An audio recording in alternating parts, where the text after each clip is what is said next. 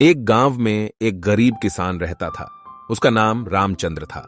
रामचंद्र बहुत मेहनती और ईमानदार आदमी था। वह अपने छोटे से खेत में दिन रात मेहनत करके खेती करता था।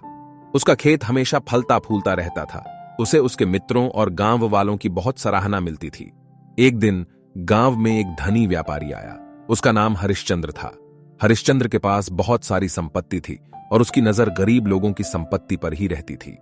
उसने गांव के लोगों को अपनी धनवानी और अमीरी की तारीफें सुनाई।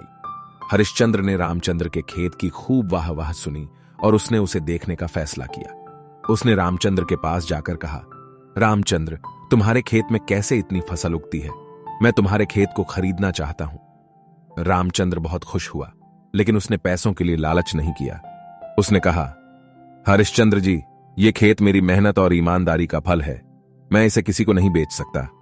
हरिश्चंद्र नाराज हो गया। उसने कहा, रामचंद्र, तुम बहुत बड़ी गलती कर रहे हो।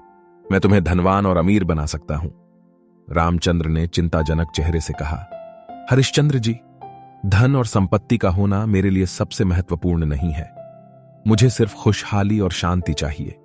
मेरी मेहनत और खेती मेरे लिए अच्छाई और संतुष्टि का प्रतीक है। हरिश्चंद्र ने रामचंद्र की बात को समझा नहीं। उसकी नजर बस खेतों पर ही थी। उसने सोचा, इस गरीब किसान का दिमाग खराब है।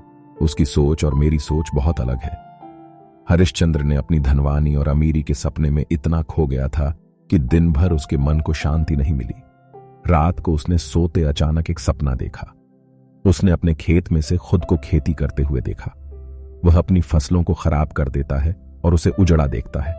वह घबराकर उठ गया और अपने आप को कोसने लगा कि वह भी रामचंद्र के साथ यही करने वाला था।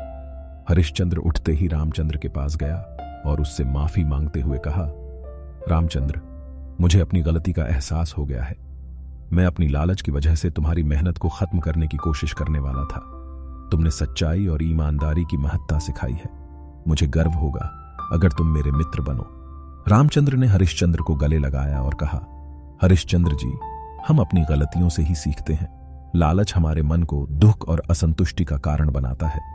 इसलिए हमेशा अपने मन को भलाई के रास्ते पर रखें और लालच की भटकती हुई राहों से बचें। वह दोनों मित्र बन गए और अपने अलग अलग मार्गों पर आगे बढ़ते रहे।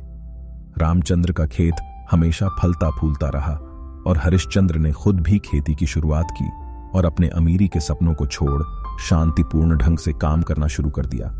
यह कहानी हमें यह सिखाती है कि लालच एक अनर्थकारी भावना है और संतुष्टि और भलाई के मार्ग पर चलना जीवन में बहुत महत्वपूर्ण है। इस वीडियो को देखने के लिए धन्यवाद। ऐसी दिलचस्प कहानियां देखने के लिए प्लीज अभी सब्सक्राइब करें।